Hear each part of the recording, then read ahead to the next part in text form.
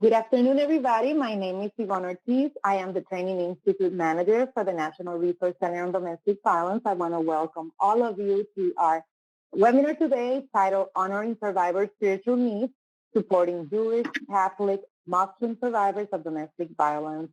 We are so happy that you're joining us today, and we are extremely excited and happy to have three amazing advocates with us today. And I'm going to be introducing them. We have Deborah Rosenblum. She is the Chief Program Officer for Jewish Women International, and she's responsible for directing and implementing JWI's programmatic work to end and prevent violence against women and girls. For over a decade, Deborah has led JWI's innovative efforts, which include engaging the Jewish and interfaith communities in advocacy and resource development, providing training to the domestic community, empowering men and boys to be allies, advocating for anti-violence legislation, The conference is now being recorded. Young women with skills to boost their economic security, and collaborating with diverse organizations. Deborah is an experienced trainer, and she attended the Hebrew University in Jerusalem. Israel holds a BA cum laude in history from Cornell University and a JD MPA from Syracuse University College of Law and the Maxwell School of Citizenship and Public Affairs. Welcome, Deborah. We also want to welcome Sharon O'Brien. She is the co-founder and Chief Program Officer for Family Peace Education and Research Initiative, the original member of JWI-hosted Interfaith Coalition Against Domestic and Sexual Violence, the co-host of National Catholic Domestic Violence Awareness Month Partners Meeting, and collaborative partner with other faith leaders to address domestic abuse, including service on their board. She is an author, a consultant, a researcher, and international presenter on faith response to domestic abuse. Welcome, Sharon. Hi, glad to be here. And also, I want to introduce to all of you Saman Qureshi. She is a board director secretary for Peaceful Families Project. Saman Qureshi is the program director at Ikram Foundation. She received her bachelor's at the University of North Florida in communications and is currently pursuing her master's in social work and conflict analysis. Saman is interested in gender-based violence and healthy relationships. She has been working in the nonprofit sector for over 20 years and feels passionately about the empowerment of Muslim women. She works for the National Civil Rights Organization, CAR, Council on American Islamic Relations, as the Community Relations Director, and was also the youngest board member for the Jacksonville chapter of the National Conference for Community and Justice. So, ladies, thank you so much for saying yes. At the NRCB, we honor and we value the knowledge of, all of those advocates around us. And that's why we feel today that you were the perfect presenters for our webinars. So I'm just, because it's three of you, I'm going to shorten our introduction, and I just want to give you the floor. You got the floor, Great. ladies. Thank you. Thank you, Yvonne. Thank you, NRCDV. And thank you to my colleagues, Saman and Sharon. It is a pleasure to be presenting with you. All our organizations are members of the Interfaith Coalition Against Sexual and Domestic Violence, which was founded in 2008 and is a group of about 40 organizations working on these issues, primarily in the area of federal legislation. But it's made us all realize how much we have in common and how we all strive to create a just world where there is no violence and where gender-based violence doesn't exist. We are going to be sharing with you today the experiences of women of faith, of people of faith who are survivors of domestic violence, and the ways that advocates and faith leaders can best support them. So the first question we have is really, why does faith matter? Who cares? And the reason it really matters is because for people of faith, It's the way we interpret what happens in our lives. We see it through the lens of our holy text, of what we believe God wants of us, and the way that we live our lives. It really informs the values and the structure of our lives in very, very deep ways, It's a source of identity, and it's a huge source of community. I myself am a member of the modern Orthodox Jewish community here in Washington, D.C. It's where I find my friends, my colleagues, my prayer circle. It really adds to the meaning of my life to be part of a strong faith community. And if that were taken away from me, I would be devastated. And what we want to do today is to help advocates understand the best ways that they can support, that each of you can support the victims and survivors that you are working with. So the objectives really for today's event is to understand how faith can be a resource or a barrier. And for some people, it can be a barrier to seeking help, and we'll talk about that later. It can also be an enormous resource when faith leaders can be on board and when advocates can be helpful in that. Faith can be a resource to help survivors seeking safety, healing, and wholeness. We're hoping that each of you gains some insight into the faith-specific understandings. There are way too many to be able to cover today, but just some insight. And I really think that one of the goals today is to, what we know is that for people who are not of faith, it can be a little bit frightening to talk to people of faith because you don't want to offend, or you're just like a little bit nervous about what's the language and you know, I'm not a person of faith. Is that person going to respect me in the ways that I deserve to be respected, or I am a person of faith? Is that other person going to understand who I am and where I'm coming from?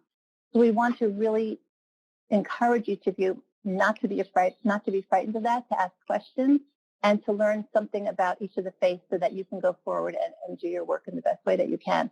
And also, we want to help you learn how to strategize, how to engage faith leaders as allies. Faith leaders can be tremendous allies, and they can be also tremendous roadblocks. And our goal is to make them allies. Years ago, when JWI started our work in the area of gender-based violence, we were really not welcome at the table because it was understood or thought in the DV field specifically that faith was a barrier. That too often faith leaders said, go back home, stay home, you married that person, that's your relationship, and the prime value of our community is families, and so you're stuck. And we use text around that. And now we understand much more how faith can be a resource and how that faith leader's attitude can be so critical in helping the survivor reach safety. So we're each going to be talking today in the order of what we call the Abrahamic faith. For each of our faiths and religions, Abraham, the biblical figure Abraham, is a leader and is the father of all our faiths. And so we're going in the order of the foundings of the religions, Judaism being the oldest one, and then we'll be talking, and then Sharon will be sharing about Christianity, and then some about Islam. And I just want to share with you that that's the reason that we are going in this order. So we're going to be talking a little bit about stereotypes, and this is an interesting exercise. I'd like everyone to write in the chat, if you would, what are your first thoughts when someone says the word Jew or Jewish? And each of us are going to be doing this, and then we'll share with you why we're doing this and debrief these words. So if everybody could just take a minute. In traditional, persecution, about family-oriented, Old Testament, sense of term, measure,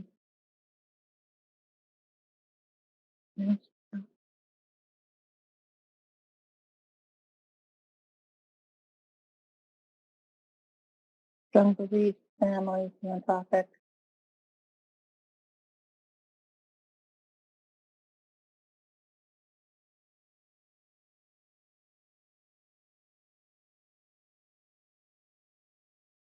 Okay,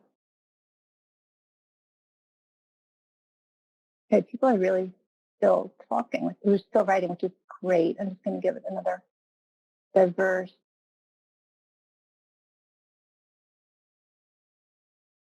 Okay, thank you. Oh, the Jewish star, the symbol. Thank you all for sharing, and feel free to keep writing. I'm going to start talking about why we asked for that. Often stereotypes can be barriers to being able to serve the client. We have preconceived notions of what that client is bringing in. If that we recognize that client is that survivor is a person of faith, and can be less likely to want to help that person based on those stereotypes. I want to explain a little bit the stereotypes that you were very kind. We've heard some not as kind stereotypes in other presentations that we've done. But right. Family-oriented, and some of these are barriers to seeking help. So we said family-oriented, totally true. I think that's probably true of any faith, of any community, but family-oriented, and that can be pressures then on wanting to stay and not disrupt that family. Holocaust is really important. Over a third of the Jewish people were murdered in the Holocaust only 70 years ago, and anti-Semitism is a huge factor in that, because of a third of the people being murdered in Europe such a short time ago. My own parents are survivors of the Holocaust.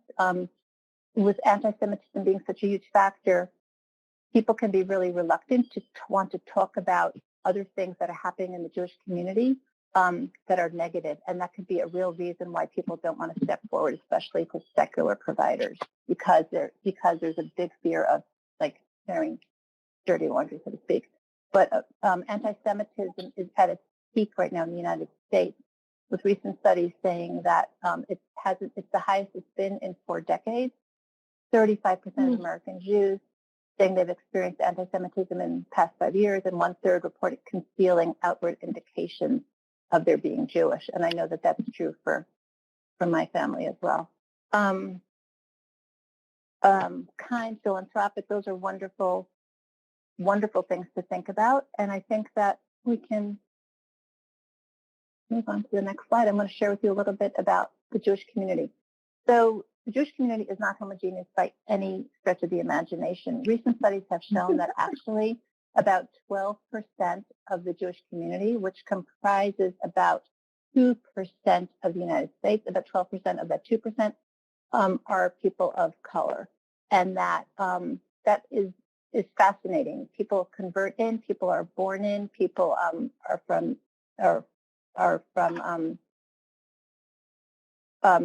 people from Ethiopia, Uganda, from places in Africa are here. People from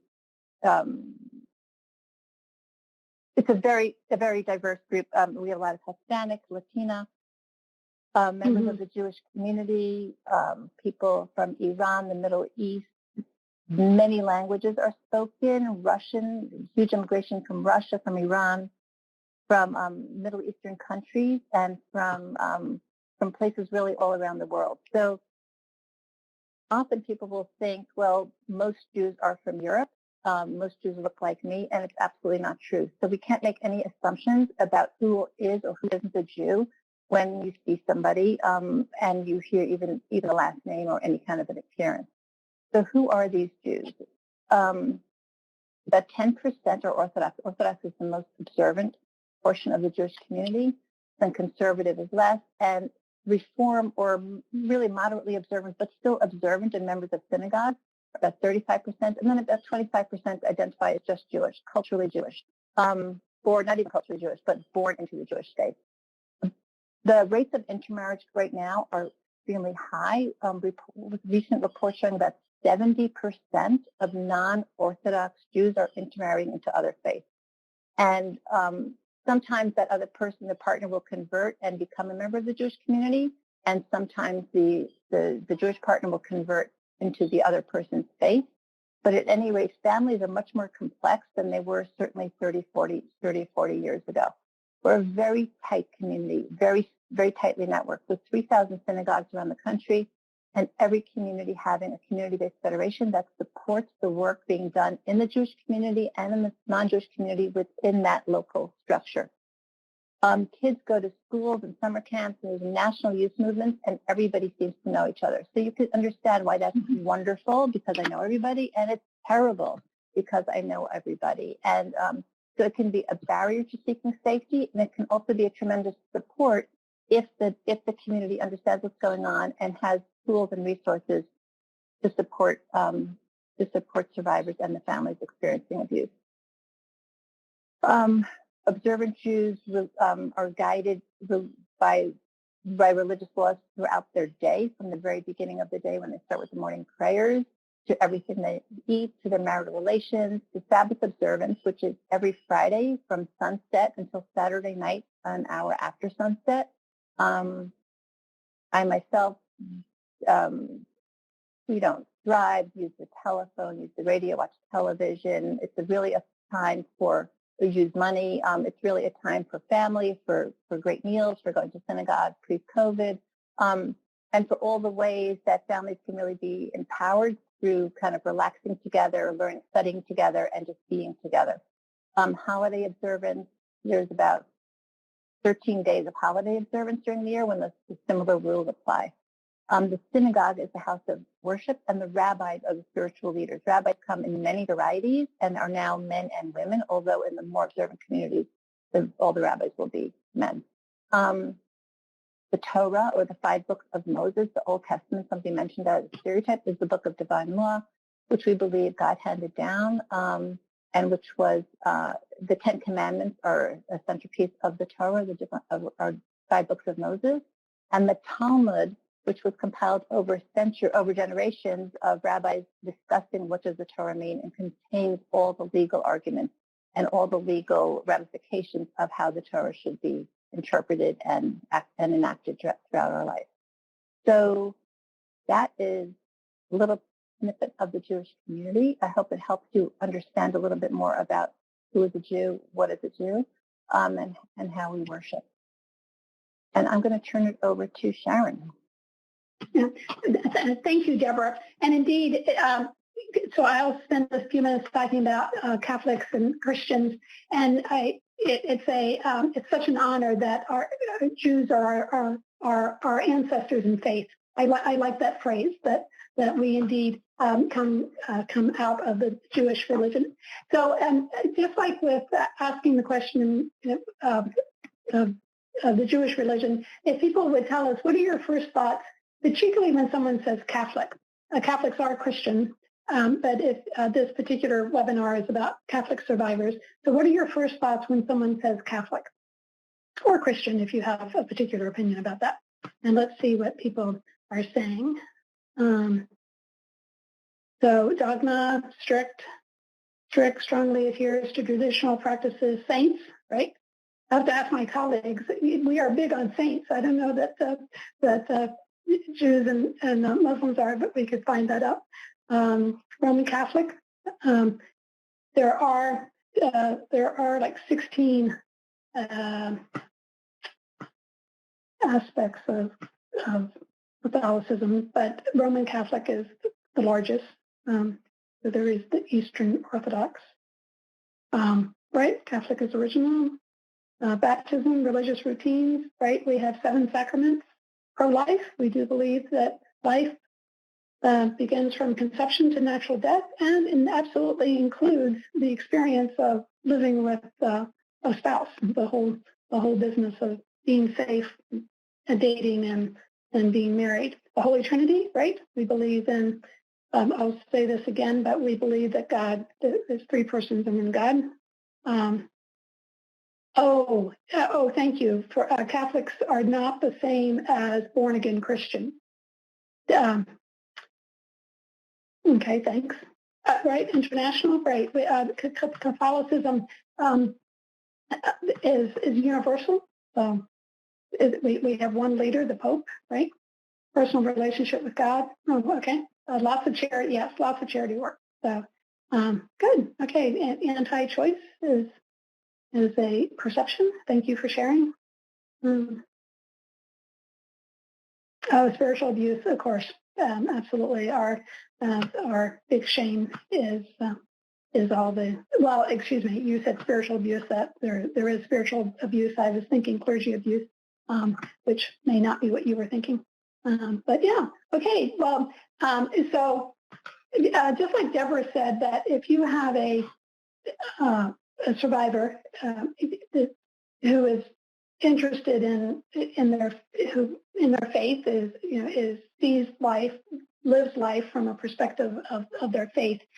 So it would be important that you are curious about Catholicism, and if you have questions or concerns that you could call us. As a matter of fact, I think they recommend that you don't actually ask the person if you don't understand some theology or some issue. But these perceptions, these first thoughts, would indeed naturally they influence how you would interact with a survivor that's in front of you. So thanks for sharing. And let me tell you a bit about Catholicism. And the Catholics are Christians. We are Christian, meaning followers of Jesus Christ, who was a Jew. And Christians primarily are Catholic, or else Protestant. And this particular slide shows that in the United States, Catholics could be considered a minority, right? So Catholics are 20.8% of the population, and then Protestants are almost 50% of the population. And we've broken it down a bit here. The evangelical Protestants mainline, historically Black Protestant, and then Mormon, Orthodox Christian, Jehovah's Witnesses, and people who identify as other account for like 3.3%. This is based on the Pew research, which we reference the link in the next slide. But so to be a Christian means to be a follower of Christ, and people are generally either Catholic or they are Protestant of some denomination. And then what unites Christians are these four basic beliefs: that we do indeed believe that it's one God in three divine persons: God the Father, Jesus Christ as the Son of God, and the Holy Spirit. In a previous webinar that we did, someone wondered why Christians worship Jesus, and it's because we believe Jesus is God. Where our colleagues, our Jewish and Muslim colleagues, would believe that he was a prophet, he was a good man, but we believe that he's God. So that's a distinct difference. The story, the history is that God became a human being in Jesus of Nazareth, preached the message of mercy and love. You might be familiar with the Beatitudes, and there are lots of teachings, and was executed. He rose from death, which is very important to us, and he ascended into heaven. So those are all very, very critical theological beliefs for us. God's word is found in the Bible, which includes the Jewish, the Hebrew scriptures, the Gospels, the New Testament, and then letters of the early apostles after Christ ascended. Catholics are organized around our universal, and the Pope is our leader. Our fellow Christians vary in their organizational structures and understanding of church authority.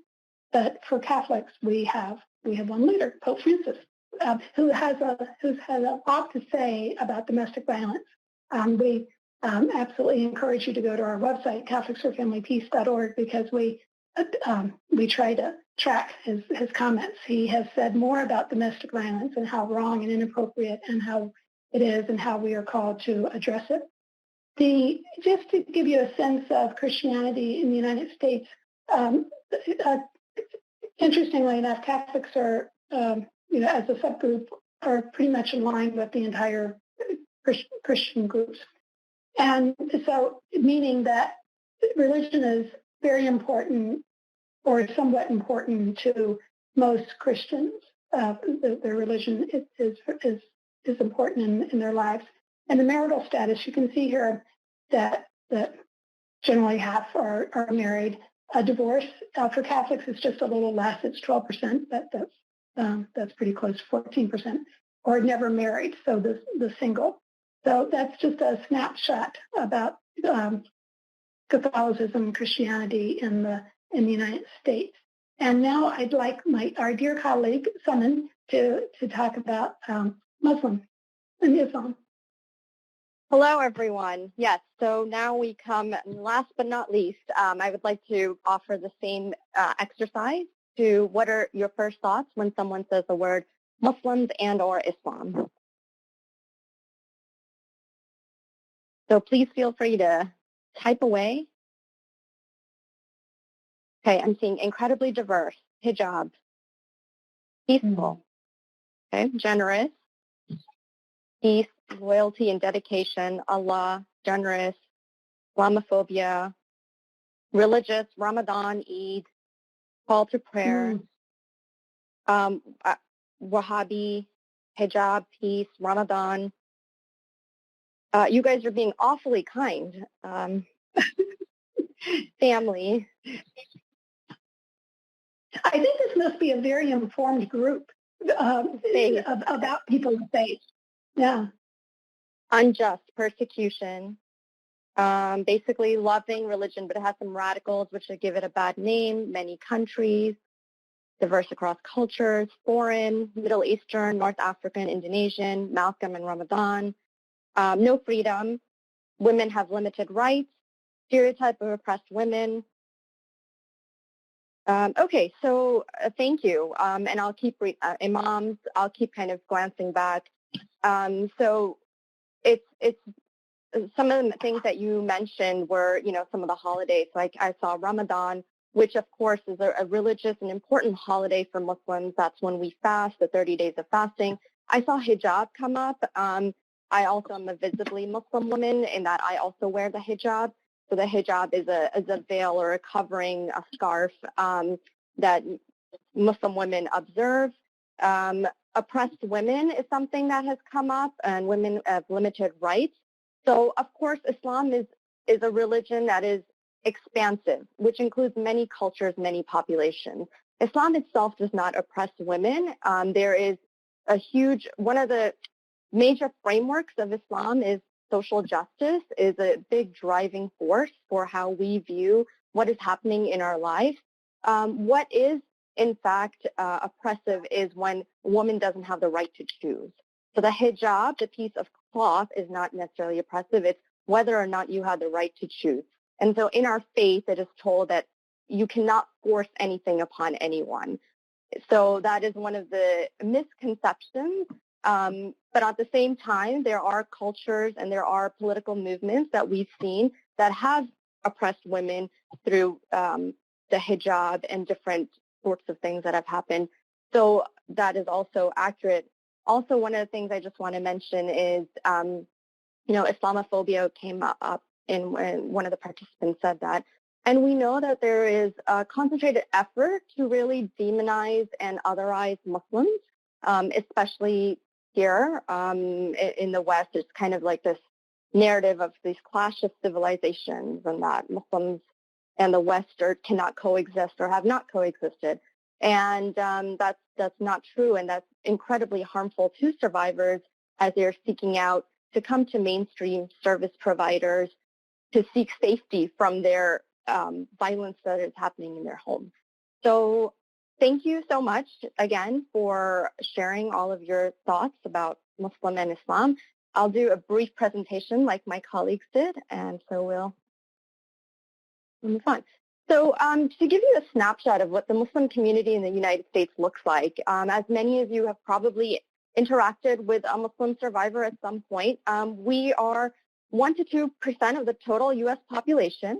We are known as one of the most diverse faith groups in the U.S., and everything is cited there, with the largest groups of Muslims being from the South Asian continent, Arab immigrants, and African Americans. 75% of the community are immigrants or children of immigrants. 82% are American citizens. And there's a growing number of white, Latino, and Caribbean converts. Overall in the world, it's one of the fastest growing religions.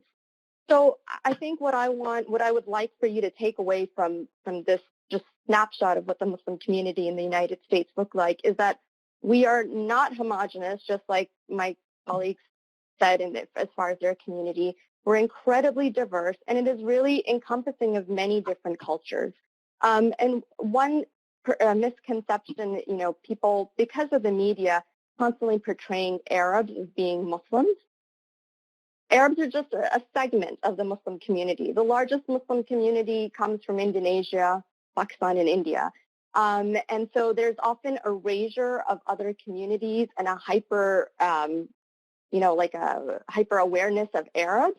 I want to also draw attention to the fact that there's historically, like Islam is not a new religion in the United States. It has actually been here as far as when slavery first began in America. So Muslims have been in America for a long time, but there's kind of an erasure around African American Muslims and Black Muslims. So I just wanted to point that out as we go through the slide. My particular expertise, because I am from that population, is the immigrant Muslim community.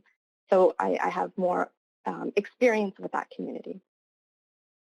So just a basic snapshot again of, because it's so hard to encompass all of this in a slide, but Islam means peace, and Muslims are the people that follow Islam, and that literally means the person who submits to God.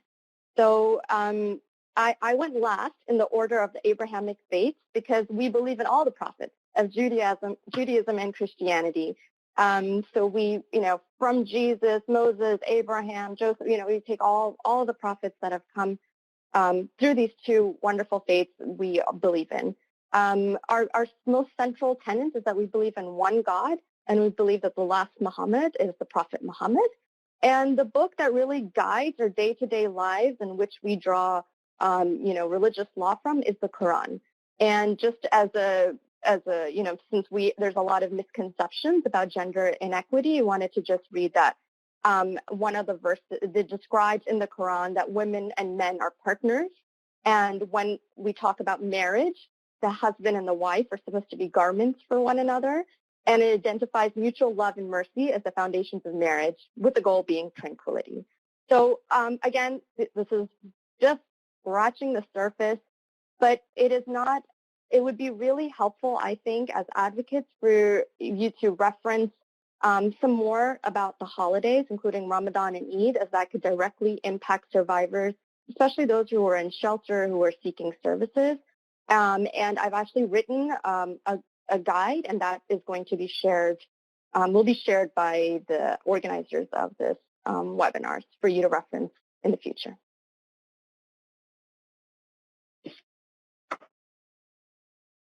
Thank you, Suman, for wrapping up our presentation of the three religions, ones which the advocates and other members of the audience may interact with and kind of just wonder, so what's the deal with Jews, Catholics, and Muslims? So thanks for wrapping us up on that part of it. The next question we want to explore is whether what are the unique ways that people of faith experience domestic violence? Domestic violence, as we have learned, certainly you as advocates know, and the researchers in the crowd know that we have come to realize that domestic violence pretty much looks the same across any group of people, any economic group, any faith. However, there are some unique ways that people of faith experience domestic violence, and we've listed some of them. So we have 4 categories, and feel free to add, write in the chat other ways that you might have witnessed, observed that the survivors of faith have presented. So we'll start from the far right. So using divorce laws as a control tactic. I can, it's a classic line of Catholic women to have been told, well, you're Catholic, so you can't get divorced. You're here, you have to tolerate this no matter what I do. And that is absolutely not true. The Catholic Church is very clear that Safety is paramount in a relationship, and the bishops of this country have written a statement, which we have referenced. It's on our website. All things Catholic are on our website. But the statement is very clear. It says, the person being assaulted needs to know that acting to end the abuse does not violate the marriage promises. So there is no question, Catholics don't have any question that the divorce, that domestic violence is inappropriate in a marriage. And I'm trying to hold this item up, but it's going to be listed in our resources when I call for help. And it's a short 11-page statement about what Catholics believe about domestic violence. So I would direct your attention to that. Also, Catholics people get confused about do Catholics divorce? I mean, what's the deal? I am not a canon lawyer, but the bishops once again did a podcast about divorce, particularly related to domestic violence, and it's called "When Love Means Leaving," and that's going to be in the chat for you as well. But it's a podcast, and it's called "When Love Means Leaving," and it explains our thinking about marriage and domestic violence.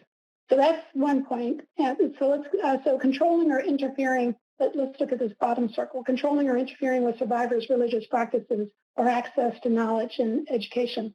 It'd be interesting to see if any of you are writing in about what your survivors have shared about how they have been controlled. I had a good friend who wasn't allowed to have anything religious in their house. She was Catholic, she was married to a Christian, but he wouldn't allow a crucifix, which if you can see, I have a crucifix on my wall here. There were no crucifixes, no rosaries. She could go to Sunday Mass, but she also had to go to his Protestant services. So it was all about controlling, which is right? It's all about control and power. So that's one example.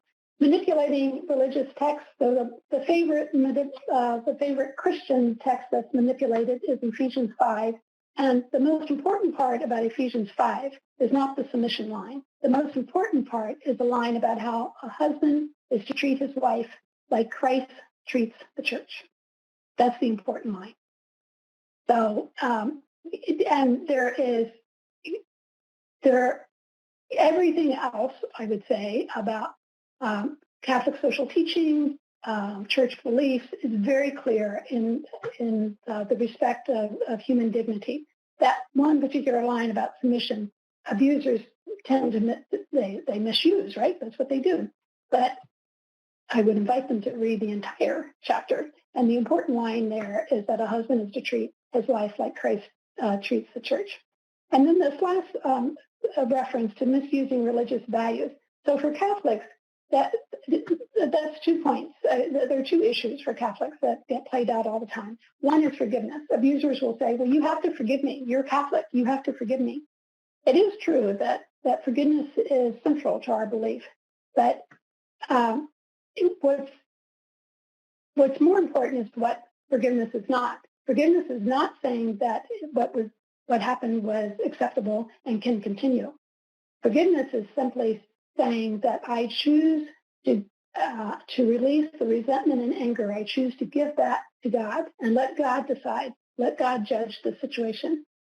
But just like the bishop's statement said, that even if I have gone through the process of forgiveness, I, as a survivor, still have I need to know that ending the abuse does not violate the marriage promise. So abusers will misuse our central belief about forgiveness. The other central belief is about suffering, and it's an easy one to get confused. But basically, Catholics are not to seek suffering. We're not to tolerate it if possible. We're to seek a solution. We do have a whole theology about redemptive suffering, about how if I cannot avoid suffering in some case, we have a belief about how we can offer that to God and it gets transformed. But in terms of domestic violence, we, if possible, if at all possible, we are called to seek safety and healing. We are not to stay in an abusive marriage or relationship. So for Catholics, that's how it plays out. But let's see, someone for Islam, how do these 4 points or others play out? And while you're looking at that, I will, I'll look at the chat. Yeah, so what do you think? Yes. Yeah, thanks, Sharon. So absolutely. One easy example for me to share how this plays out in the Muslim community is the manipulation of using religious texts out of context, as well as using divorce laws as a control tactic.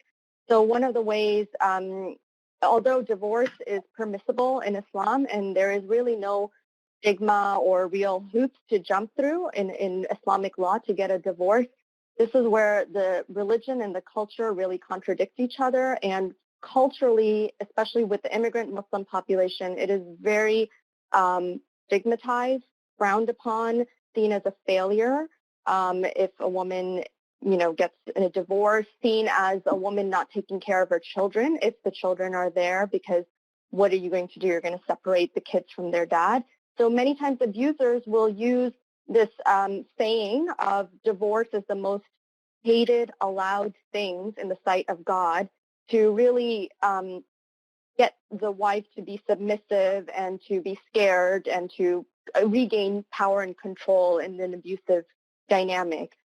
What many times is failed to mention, and this is where the advocates can really, bring in religion as a strength, is that in Islam, really, divorce is absolutely an allowable option to really maintain the safety and security of all members of the family. And it is absolutely a peaceful alternative to ending the ongoing oppression. So there's a clear disconnect between the cultural and religious piece here.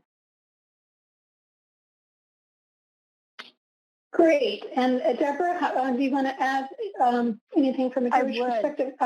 Yes, thank you. So I'll just talk briefly about the get, which is a Jewish word for Hebrew word for divorce, and it refers to religious divorce. Under the Torah, only the man has the authority to give the get, and so it can be used as a tool of control, power and control in a domestic violence situation, where the husband will refuse to give that get unless certain conditions are met, whether it's around custody of the children or normal sums of money or other conditions. And without that get, without that religious divorce, if she is an observant person, she won't be able to marry again. So she's called an aguna, which means a chained woman. And she will already have had, most likely, a civil divorce.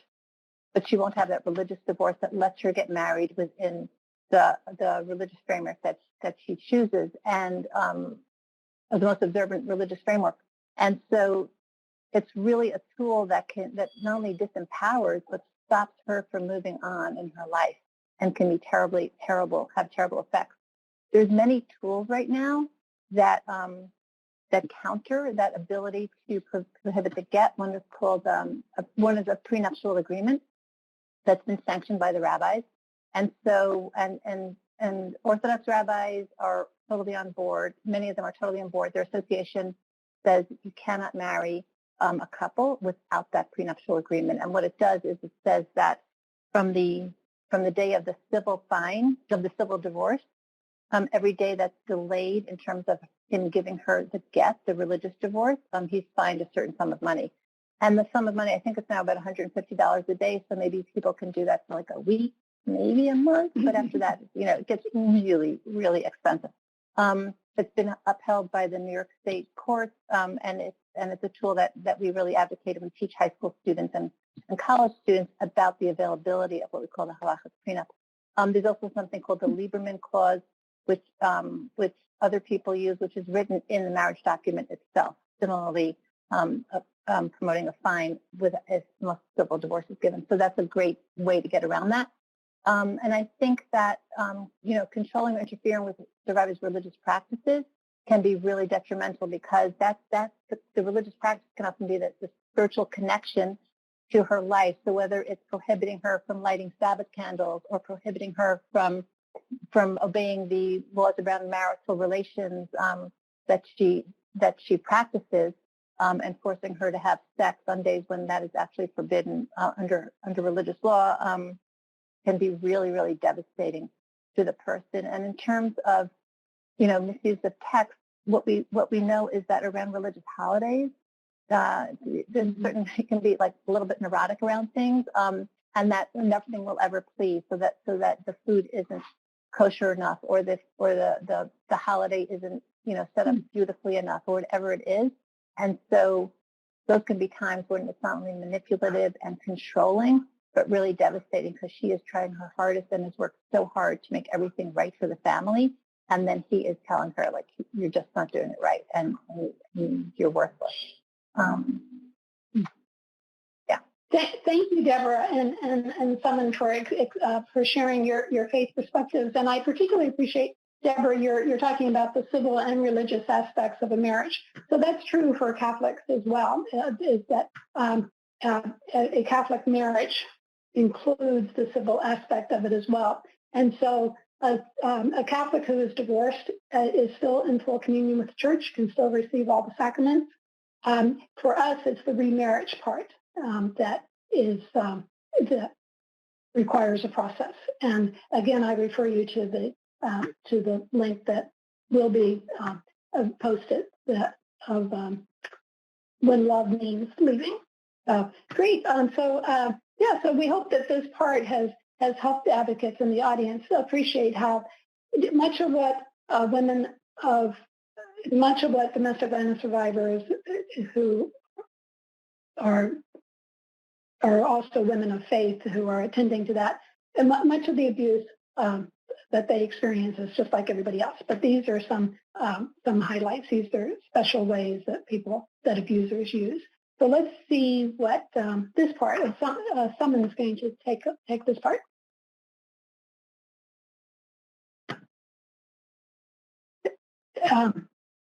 Someone, yeah.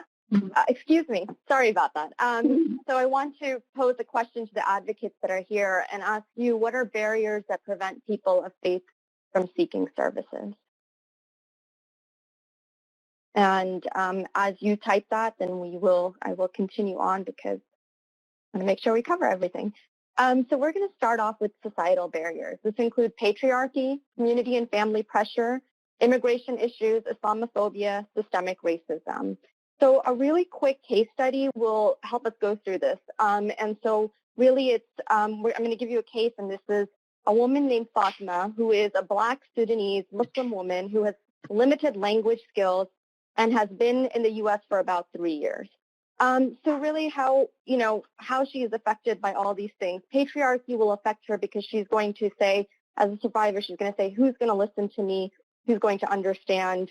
Will they blame me instead? Community and family pressure for this client, survivor, may look like her sister who is about to get married, but if she separates from her husband or gets divorced, then that might affect her sister's marriage. That's what a community and family pressure may look like.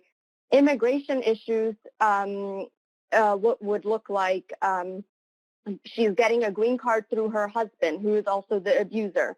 So that may be stopped in the process. Islamophobia, specifically for this client, is a fear of reaching out to social services because she's scared that she may not be treated with dignity and respect. And systemic racism, because she is a Black woman, she is scared of calling on the criminal justice system because she doesn't know how she's going to be treated and if her and her family are going to be safe. I ran through that really quickly, but that's a way of how one survivor can be impacted by all of these societal barriers. And the true would remain for any person of any faith or background. I just wanted to bring in the Islamophobia piece.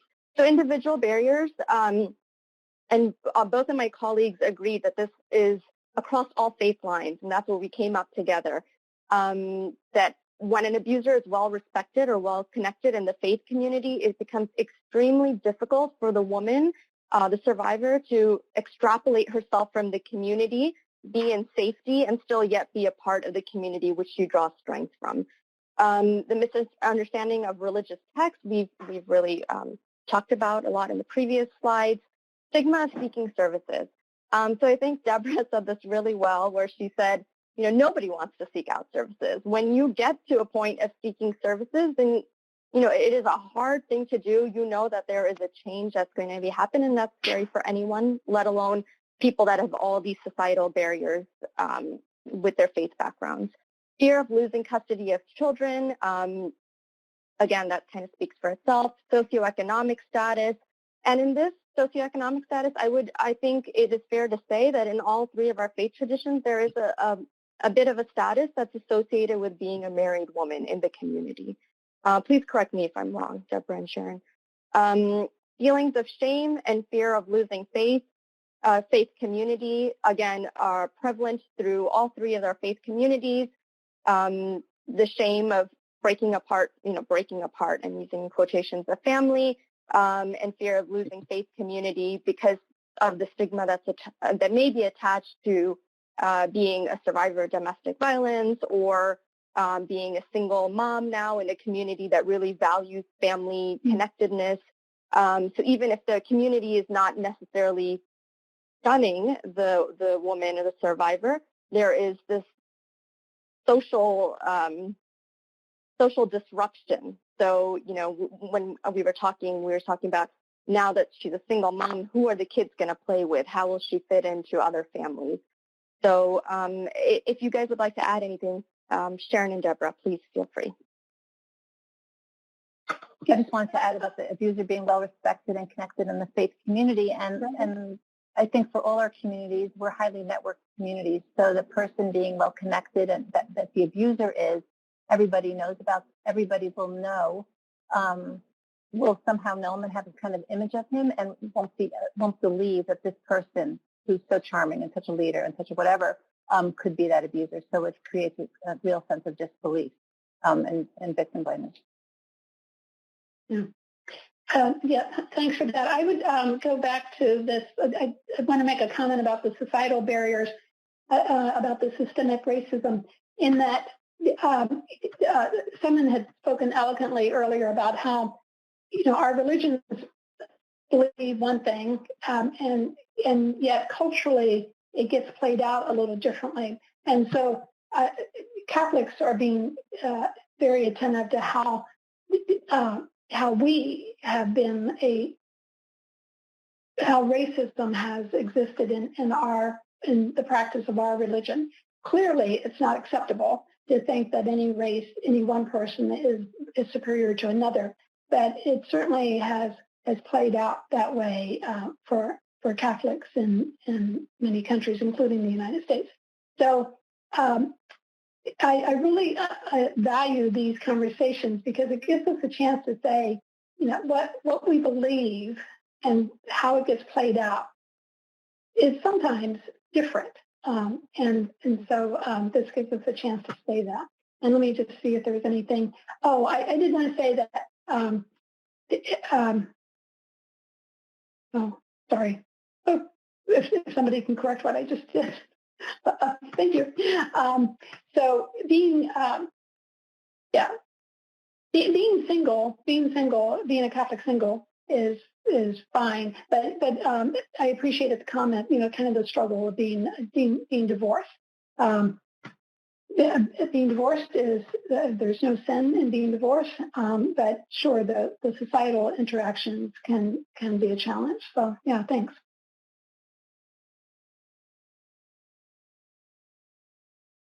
Okay, so is this Deborah, or should I? Yeah. So what are ways, a question to the advocates, or what are ways to support DV survivors of faith? And Deborah will take the lead on that. Yeah, so. Deborah, we can't hear you. Thank you, Simon. Thank you, Sharon. So we wanted to posit a few ways to support DV survivors of faith and to recognize how brave that person is to come forward and reasons why she may be coming to a secular organization. Each of our organizations, each of our faiths has its own faith-based domestic violence program, but sometimes it's a little too close to home, a little too, it's kind of like, I don't want to be there because I know everybody and everybody knows me, so I'm going to go to a secular program. And that can be a little bit challenging for advocates who don't feel comfortable. And the first thing you have to really think about is that this person who's coming to you needs her faith community, if she says she does, and also needs to be able to reach that healing and wholeness that she wants. And so a piece of that can be helping her with her spiritual concerns and asking, what can we do to make your life more comfortable while you're in the program or at the shelter? And for a Jew, it might be, do you need kosher food? And what does that look like? Or for a Muslim, it might be like, do you eat halal? And and how can I help find that or buy that for you, or ensure that what you're eating is permissible? Because that would be something that would be really detrimental to her own sense of her spiritual well-being. You've got to work within that person's worldview. So if that person is saying, this is what my faith says, and this is what I believe, that's the story, and that's what you're working with, as opposed to saying, but in America, that's not how this happens, or in modern day life, this isn't, this isn't really how families should be coexisting, but rather like working with that person to ensure that that person's worldview is understood to be one that supports her healing and wholeness. As much as you can, to use language and values that are familiar to the survivor, but we by no means expect advocates to really be able to do that in as comfortable a way as they might want to. And that's what we're going to talk a little bit later about, connecting with faith leaders who can serve in that role, and to use the language and values that are familiar to the survivor to help her reach that safety.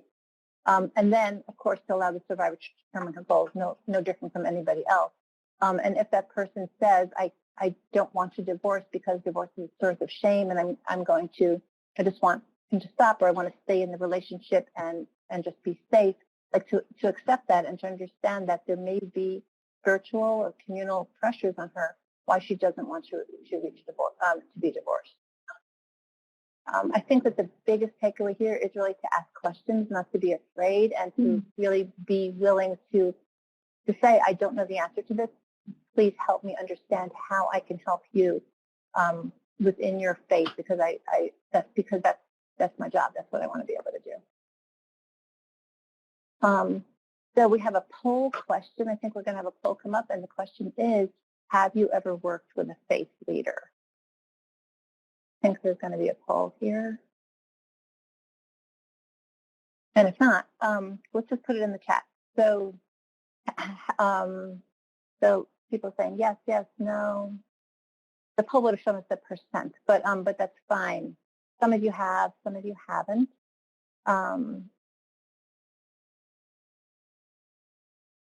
But more so than most audiences. Yeah. Many yeses, many yeses. Okay, so there's a question going up in the poll on the right-hand side of my screen. Have you ever worked with a faith leader? And I guess that's going to, make sure this is working. So there's a mix. Some people have faith leaders on their board, which is fantastic.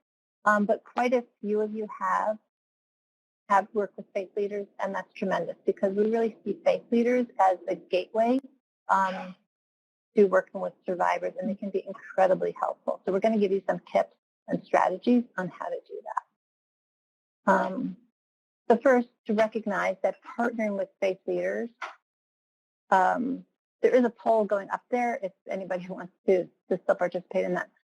To recognize that partnering with a faith leader adds credibility to the work that you're doing with survivors of faith, increases your access to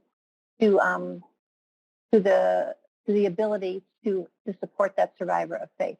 First thing you need to do is to know what faiths are in your community, and to kind of do a mapping of who's here. What are the temples and mosques, the churches that are in my community, and that how many people are there, what's their belief system, to find something out about that. And then to use all your networking skills to find local champions. And we really believe that outreach to faith leaders is easier if you have a local champion from that faith and possibly even a faith leader, him or herself, to make that introduction. So if you know somebody who belongs to that church or mosque or synagogue, and you can say, "Can you introduce me to the imam or the pastor or the reverend or the rabbi?" That will be a way easier in to get access to that person, and to kind of build your own credibility on, like, why you're showing up, why you want to have that meeting. And then you want to create a meeting with the faith leader and talk about the problem of domestic violence kind of globally in the United States, within faith communities, but really to have that person recognize that it is something that happens in faith communities. Offer training and resources that you can provide, whether it's training for the faith leaders, whether it's resources that say healthy relationship programs, whether it's bringing a survivor to that place of worship and having the community come listen to him or her, and have the faith leader start the program, have the faith leader introduce the program. That will show that there's real buy-in from the faith leader who can answer those questions and who is willing to stand up there and say, in this house of worship, we are having survivors of domestic violence speak. We're having a domestic violence program. Advocates speak, because that's how important I think this issue is, and that's how much I care about it. One thing that we think is really important is to think about ways with the faith leaders on how to hold accusers accountable. And that's something that people really struggle with. And how do we do that within our faith religions, especially when there is so much patriarchy across the board? But it's something that we can't ignore. But accountability can be really important. I think that another thing that you can do with faith leaders is somebody wrote that they were on this person's board. Put them on your board. Let them be advisors to you. Include them in your coordinated community responses. The more you can get faith leaders on board like that, the better that access will be. Because what you really want is what's called like a warm referral. So if somebody comes or there's red flags and the faith leader reaches out, the faith leader can say with confidence, "I know the advocates in this community because I've met them. I visited the program. That they visited, our house of worship, and I feel perfectly comfortable in referring you to that advocate or to that DV program." And that warm referral can make really all the difference in the world. We've learned that often people turn first to the faith leader, will be the first professional that they seek help from. And if the faith leader says, "I don't know what you're talking about," or "I deny that this can happen in my community," or "that would never happen because he is just so charming and such a great philanthropist," whatever that reason is, you're going to be setting that person back into an area of great danger. So we want to work with our faith leaders, help them make their houses of worship and communities safe places, and help them understand how they can best help the survivors that you're seeing. And then when you have a survivor of faith in your program and that you're trying to help, you can help make that connection also to the faith leader. So I think I'm turning it over to Sharon. I'm sorry, to Sharon. I'm sorry, Sharon. Someone, do you want to add anything to this?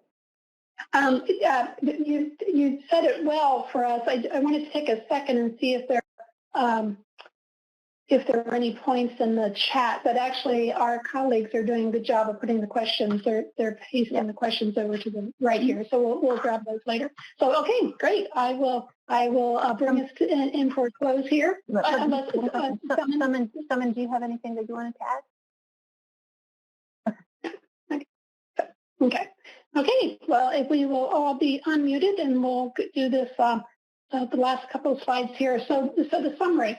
So this has been an opportunity, an afternoon, to spend time with you, exploring how to honor the spiritual needs of Jewish, Catholic, Muslim women, survivors, some of whom, of course, are men. But that for the most part, the survivors look like everybody else that you deal with. But there are these special spiritual needs that are, which they may not, the survivor may not share unless you indicate some interest or willingness to acknowledge that the spirituality is an important aspect of recovering. We do want to reinforce how Deborah said that the three of us are part of an interfaith coalition against domestic and sexual violence, and we have the link on this page here. But so it's a group of at least 40 different religions, denominations that gather monthly. So to address this issue, so feel free to contact us.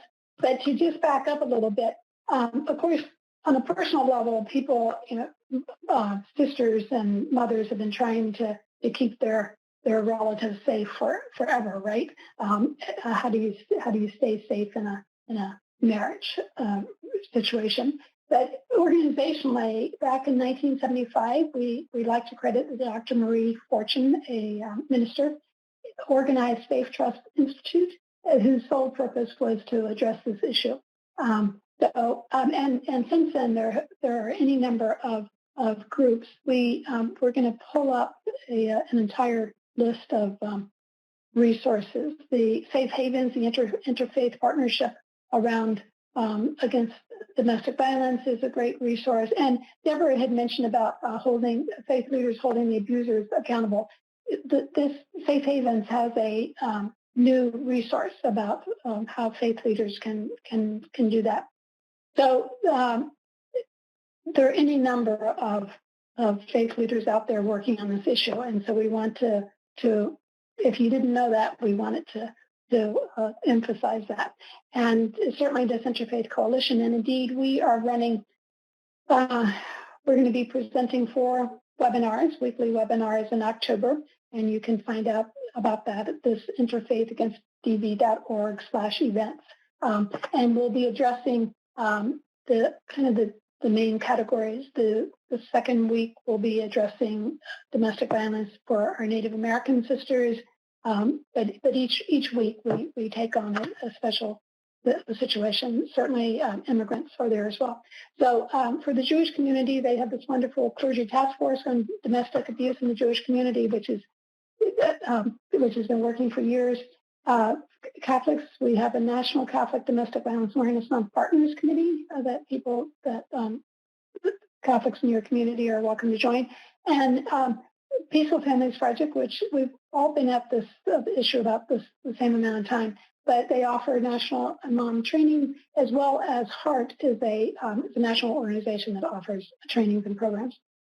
So our bottom line, the takeaway message is we've enjoyed this opportunity to talk with you, but there are a lot more of us, a lot more of people, professionals working in the faith and domestic violence arena. So we want you to realize that. And when we jump to, we are going to have time for question and answers, but we have the last slide where we've each provided our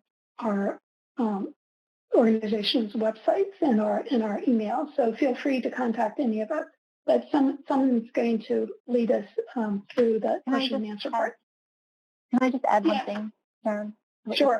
Sure. So during COVID-19, when people are at home, and many of us are doing Zoom services, Zoom prayer services, giving a lot of people a view into our homes that they might not have had otherwise. What we've been talking about a lot is how rabbis specifically can be really sources of help. So we know that people are stuck in their homes, they're isolated with their abuser. It's extremely challenging. It can be really challenging for people to reach the services that they need and that they want to be able to get. But what we're encouraging, and we've written a couple of articles about this, is for the clergy to still reach out, because that's kind of like an acceptable reach out. So I know our rabbi called me before Rosh Hashanah last week to say, how is everything? How are you doing? I know you're not coming to synagogue, but I hope that you're all set up for the holiday. My parents get phone calls from their rabbi. I mean, there's outreach, and I'm sure that is happening in every faith community because everybody's worried about the people who are at home. So there can be clues that you can work with. They can have clues on how to tap into whether or not things are going well or not, and signals about how to reach, whether it's a phone number that they publish every week in the bulletin that's going out or on their website, and just to make that part of what they're doing all through COVID, I think it can be a tremendous source of help. And so again, it's like on the advocates to reach out to the clergy in your community and the faith leaders and to share with them, like, here's the phone number and here's the hotline number and here's the hours that were available, because we know that so many people are suffering at home right now, especially. Thank you for sharing that. And we always put the National Domestic Violence Hotline number in our materials, but we know that you as advocates have it memorized.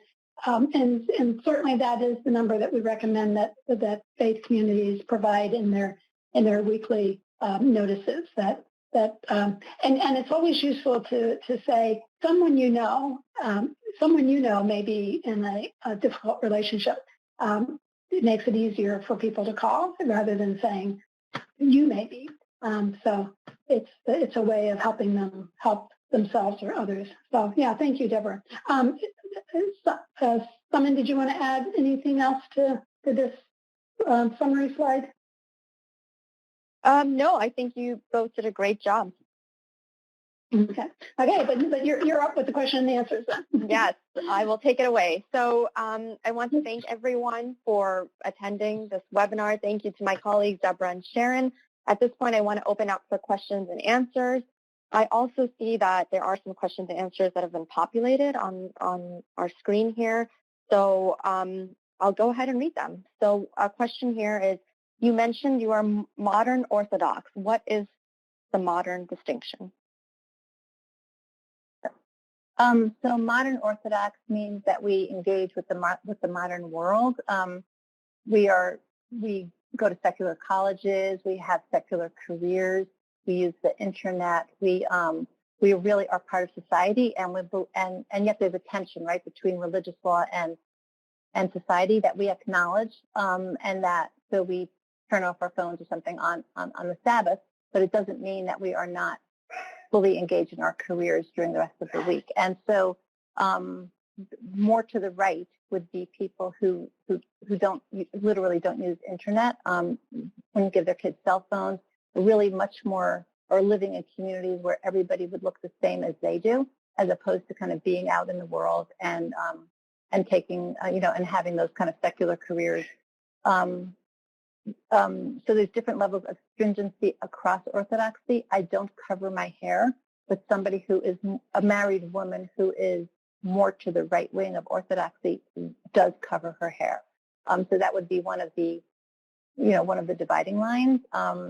But in terms of being kosher and other levels of observance, it would be pretty similar. It's really about their reluctance or ability to and welcoming to engage with the modern world. That was helpful. Thank you, Deborah. I'll go ahead and read the next question, which is, why do some women call the hijab a headscarf instead of saying hijab? So it's just a terminology. The hijab is the Arabic word. A headscarf is just a popular word that people can understand. So there really is no distinction. One other thing I would just add is that the hijab can be worn in many different ways. You've probably seen many different styles depending on what cultural context the survivor is coming from. So that is that. The next question is, why in the Quran does it say hit women when they're disobeying the husband? Why the Quran is inciting to hit women? So I will just take this opportunity to unequivocally say that Islam does not condone, allow at all domestic violence, and in the Quran it does not allow for that. That's just a simple, very straightforward way of answering it. I know which verse that you are referring to, and I would just like to offer in a very short amount of time that there is debate within the legal scholars of Islam, the interpretations of what exactly that word, when they say to hit, means and what context that was used in. There was a very specific issue that they were addressing in that, but again, to circle back, at the end of the day, there's consensus among all scholars that there is absolutely no reason to the prophetic model and the Quran. There's no allowance of domestic violence in our faith, and the Quran prohibits that. So that's the short answer. I would love to there's a lot of resources on Peaceful Families Project website. There's a lot of work that's been done around that. So I would encourage you to look that up, and we can engage offline or further when my email comes to further address that question. Okay, so the next question is training of rabbi and clergy leaders of the other denomination offered, provided, or accepted? And Simon, I wonder if that question follows follows the next as well. I think the point is all of our religions have national training programs. There's training of rabbi and clergy leaders of the other denominations offered. So if that's what it means, I mean, we each do clergy training. Yeah. Okay. This next question, yeah, I'd like to pick up on this next question. What efforts are happening in the Protestant Christian churches? So we're absolutely delighted about the response in the Protestant Christian churches. And let me ask our resource colleagues whether can the audience see the list of links that we provided, so like with Sojourners and the Interfaith Partnership Against Domestic Violence? It's in the presenter chat section. So the question is whether yes, Sharon, Brecken has been sharing the resources in the chat. Okay, so okay, fine. Okay, well then you'll see in these URLs that we'd like to particularly lift up. I mentioned Faith Trust Institute, which is a multi-faith response across all these religions. But then in terms of Christian faith in particular, the Safe Haven, which Anne-Marie Hunter runs out of Boston, it's the Interfaith Partnership Against Domestic Violence, and they have a couple of specialties which the audience might be interested in, particularly about how to help faith leaders hold abusers accountable, and then of course the whole elder abuse. They have a specialty around that issue. Julie Owens, it has a Facebook site. It's Christians Addressing Domestic Violence. She is completely on top of this issue, so I think people would get a lot out of that. And then Sojourners.net. Sojourners has not only done a national survey around faith leaders' response to this, but it's in the link that they have this wonderful program. They collected 100 sermons about domestic violence. So if you haven't visited that site, or if you're survivors, I mean, if you as advocates, if you're survivors don't realize that faith leaders are speaking out on this issue, there are 100 sermons on domestic violence. So find your favorite and recommend it to the survivor. Sojourners also has they have any number of good programs, but I'm thinking of the one that particularly pertains to the three of us, that how to introduce domestic violence in seminaries. But to answer your question, since 1975, lots of organizations, particularly the Protestant Church, that all of us, there are a number of people out here who are working on this issue. So feel free to call us. We are a well-connected community among ourselves. So you tell us your faith, and we'll be able to tell you who's working on the issue. I think those are all the questions that I'm seeing in the chat box. Let's see.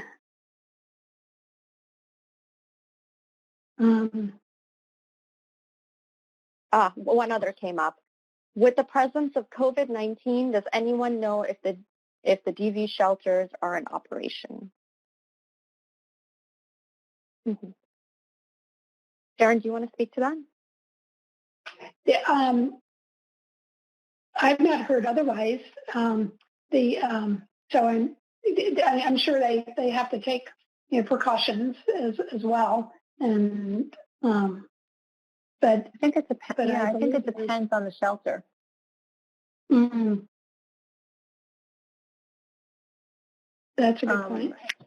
Yeah, and I've heard, but the advocates would know better, but I've heard that people are being put into hotels so they can have really separate places during COVID, and that fewer people are being accepted into shelters because of the amount of space that people need, to feel safe, to be safe from COVID. So, but that the shelters are open, are mostly operating. Yeah. Somebody Good. wrote in the chat, TV shelters are in operation. They just look a little different right now. Most shelters are open, but with changing methods to distance. Yeah. Good. Someone is in the chat. Yes, that just got into the question. Ah, okay. From a secular organizational standpoint, how might we address if a survivor asks us to pray for them? Oh, That's a great question. Right.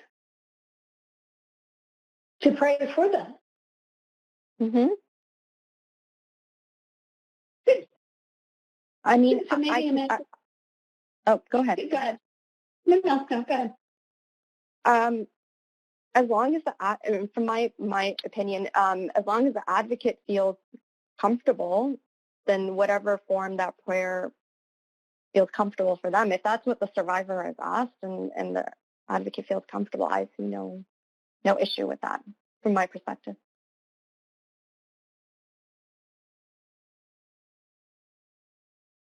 Yeah, maybe Amanda could tell us more whether, I'm curious whether the secular organization has a guideline to not make reference to anything about religion or spirituality. Yeah, that would be an interesting question. And actually, so if your secular organization does have such a guideline, we would invite you to call any one of us so we could kind of talk through what that means for you, what you're obviously trying to protect, and find a way that indeed, just like earlier when Deborah was doing the slide about honoring where the survivor is, honoring their worldview. So if they're asking you to pray, kind of figure that out. That's a great question. Yeah, it's interesting. I think I would feel so uncomfortable if I weren't a person of faith to pray, because it's just not something that's in my skill set or my belief system. But I could see saying, I can't pray for you because I don't pray. I don't believe in a higher being. But maybe I can call a faith leader and ask if you could be included in that person's prayers or the community's prayers. That might be another way to approach it. Right, that's a good answer. And Amanda's provided us with more information. So her agency, in general, they're asked to not specifically reference any religious perspectives. So yeah, but I like Deborah's response. Amanda, you can let us know if that appeals to you. That to say that it's not something we generally do, but another way maybe to honor that request and also show concern for the client might be I will hold you in my thoughts. You'll definitely be beautiful in my thoughts. So another way. Yeah. So Can I just speak about the prayer a little bit? I think one thing that advocates can ask is people are, especially in a shelter situation, is the question like, do you need private space to pray every day?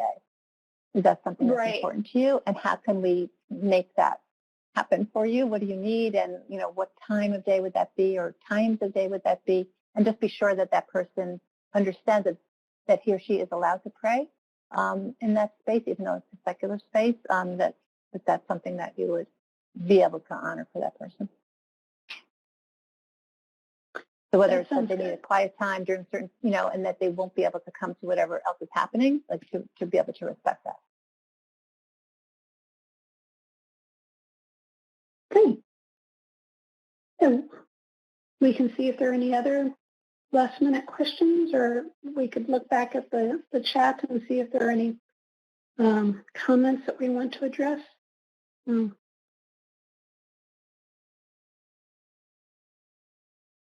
do want to say that this is a, go ahead. Oh, I was just going to go on just to the contacts page. Just leave it up there for people. Oh, sure. Yeah, that sounds good. Yeah, sure. Yeah. Yeah. We welcome your individual or agency contacts. We all do pretty similar work. We all do clergy training. We all have a toolkit about Domestic Violence Awareness Month. We're all connected with each other. We're all available for consultations and collaboration. So, yeah.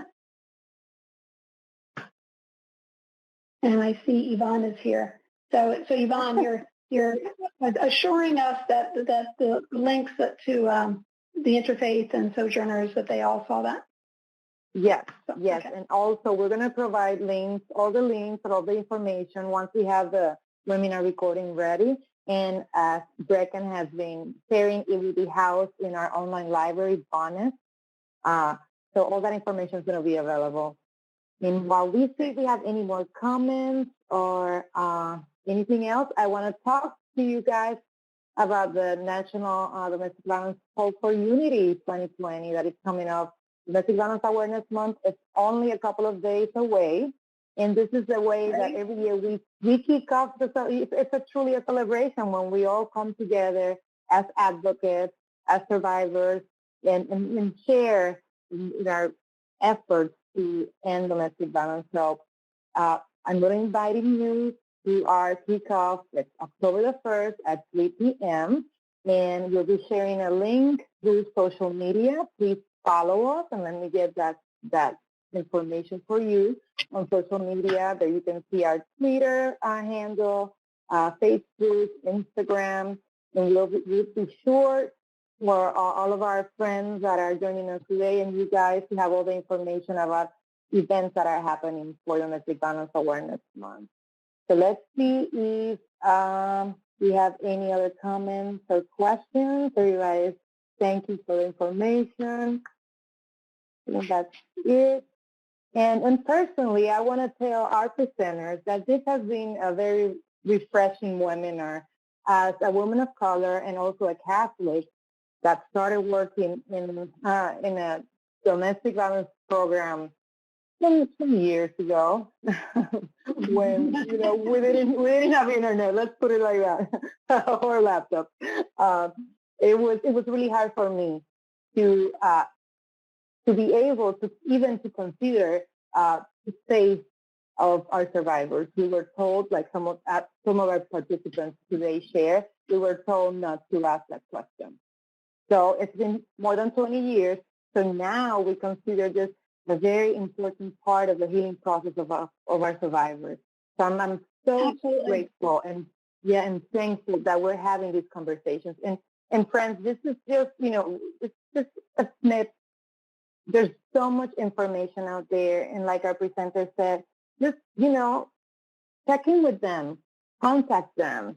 They're available for you guys. They're there. They have incredible knowledge and information that can be shared with you for free. So go ahead.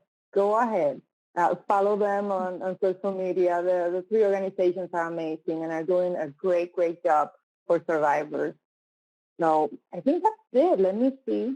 We don't have anything else. Well, thank you, presenters. You guys Thank are you so much. It's been a delight to spend the afternoon with you guys. Thank you. It's been a real pleasure. Be well. Be well. Thank you. Take care. And to all of our friends, we'll see you next time.